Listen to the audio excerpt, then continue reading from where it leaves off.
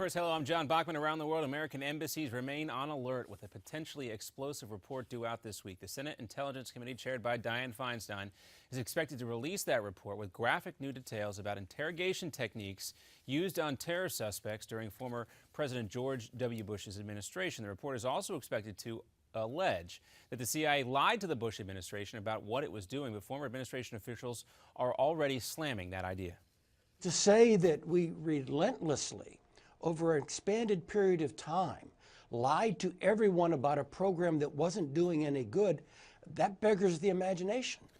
Well, but it is feared, though, the details in that report, expected again to be released tomorrow, could lead to violent retaliation. Well, the ball is finally getting rolling in Washington today, with lawmakers trying to avoid a government shutdown at the end of the week. House leaders say the spending package they're weighing could be $1 trillion. It will likely be unveiled at some point today, setting up a vote potentially on Wednesday, just one day before the government runs out of money. House Speaker John Boehner blames the Senate, still under Democratic control, for dragging its feet and pushing Congress up against the deadline. And a massive fire roaring for hours in downtown L.A. has likely already caused millions of dollars worth of damage. It started in a 1.3 million square foot apartment complex still under construction. It has also damaged 2 other buildings. Firefighters didn't have to go far.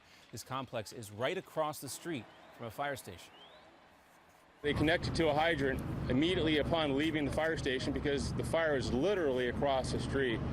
And if you can imagine the size of that occupancy with 2/3 of it on fire, it was a significant volume of fire.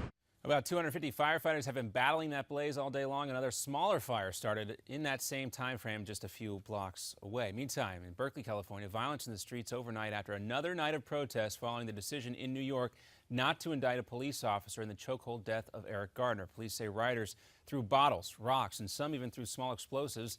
Police responded with tear gas. 5 people have been arrested thus far. And the United States did not know about talks to release a South African man being held by al-Qaeda in Yemen before a raid that apparently killed him. Pierre Corky died during that U.S.-led rescue attempt over the weekend. Troops were trying to find Luke Summers, an American photojournalist who was also killed. A humanitarian group had been apparently negotiating for the release of Corky, and they may have been very close to finalizing his release just before that raid. And let's take a look at some ancient history. Scientists at Chicago's Field Museum have opened a mummy that's been closed for 2,500 years.